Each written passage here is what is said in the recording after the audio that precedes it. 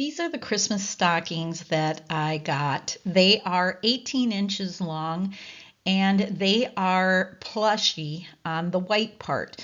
I looked on the description and it does not tell me what they're made out of, but it says that it is velvety and plushy. So I imagine it's like a stuffed toy, the plushy white material.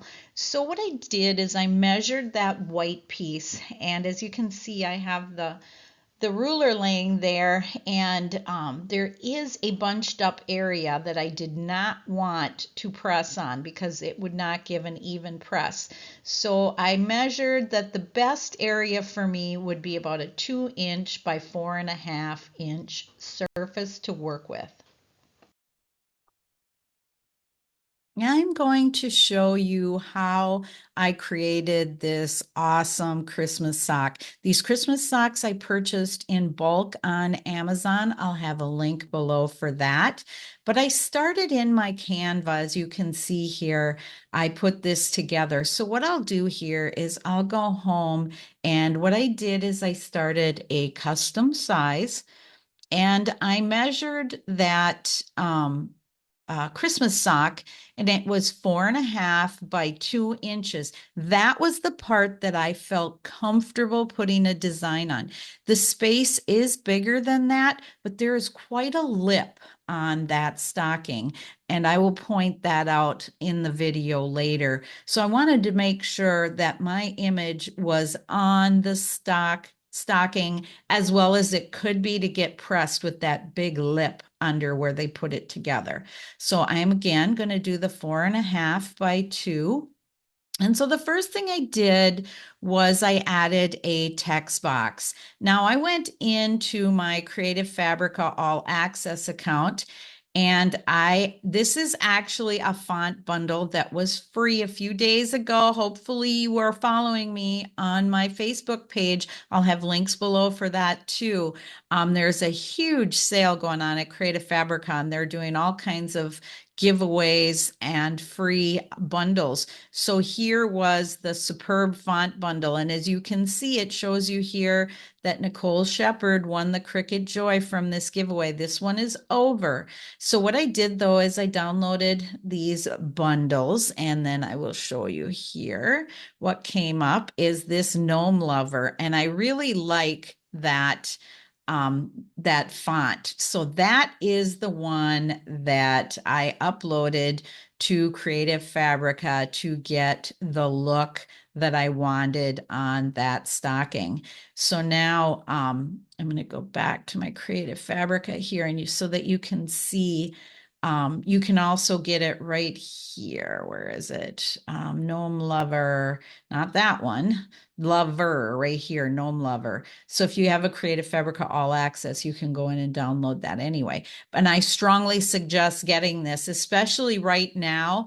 I'll have a link below for this as well because it's $47 for the year, and it includes free gifts, a lot of free design bundles, discounts, and vouchers worth a lot of money. So if you are thinking about getting a Creative Fabrica account, now is the time. So now I'm going to go back. So what I did is I added a text box.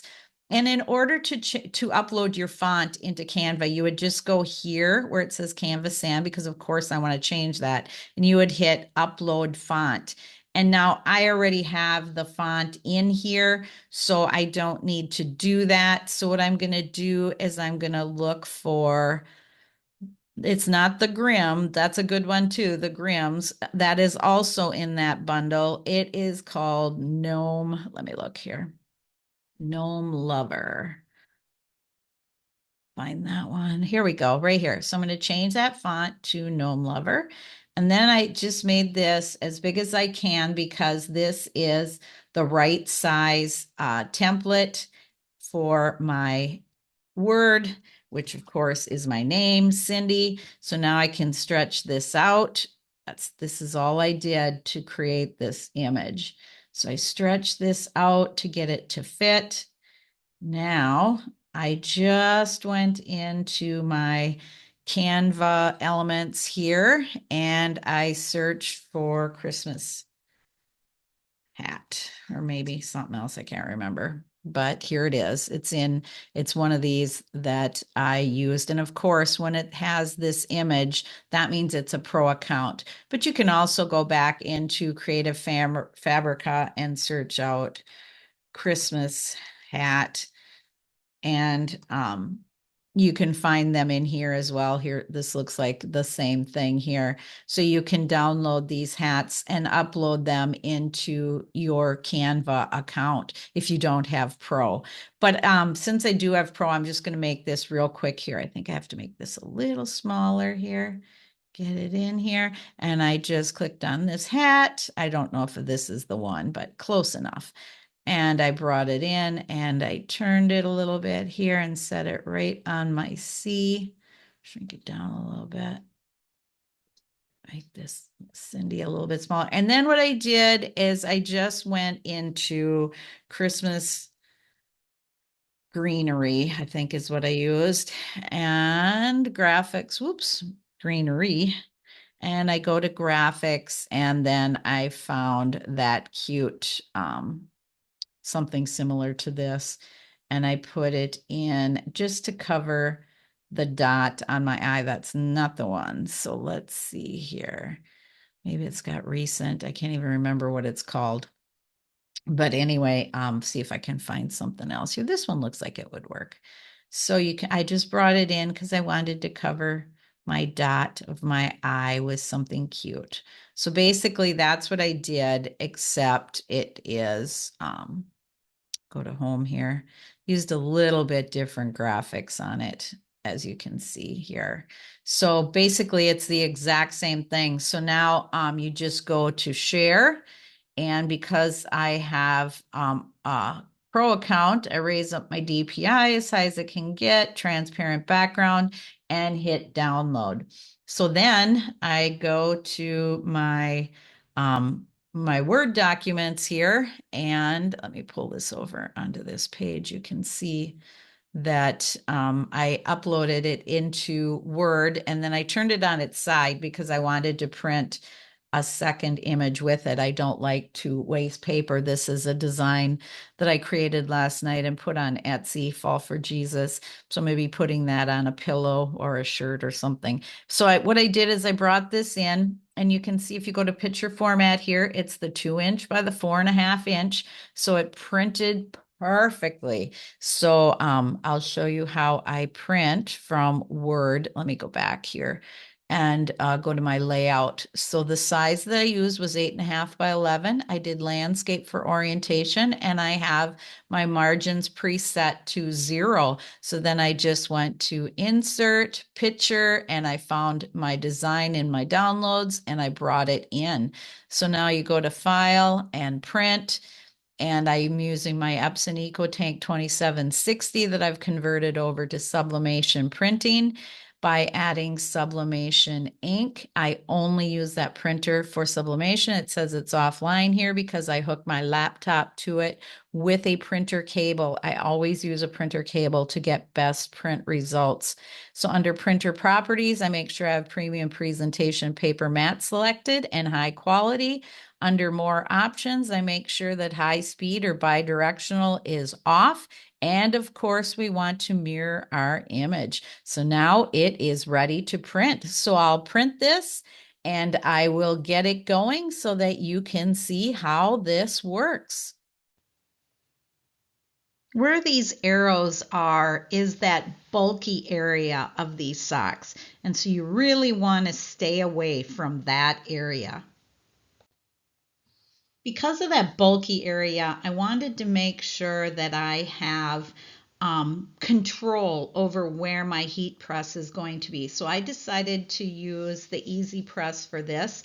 So I am going to be pressing this at 385 degrees Fahrenheit for 25 seconds. So I have my press warming up here.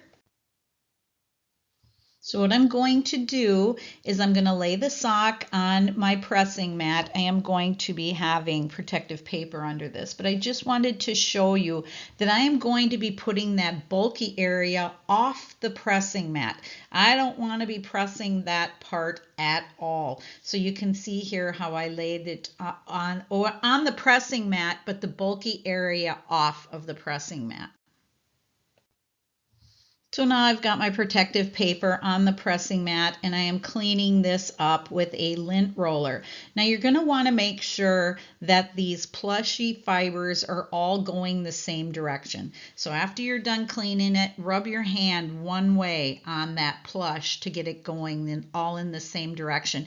You can use the lint roller for that too, but I thought it was easier to rub my hand across it to make sure that all of the fibers are going the same direction. Now I did pre-press this for 10 seconds to remove any moisture. I did use A sub sublimation paper for this. It's A sub 125. I do trim my images down pretty close. I don't like to have any residual ink showing up, so I trimmed my image down. You can tear the edges if you want, to make sure that there isn't rough outline, but for this, I just cut it in this odd pattern. I am not a fan of heat-resistant tape, but there are occasions that it is necessary. And when I use the Easy Press, I usually tape my image in place. So I am using heat-resistant tape for this, and I taped it right where I want it to be. Now I made sure that that lip is over the edge of the mat and everything is in place here, and now I covered it with another piece of protective paper. I did use firm pressure for this, and I pressed it again at 385 degrees Fahrenheit for 25 seconds.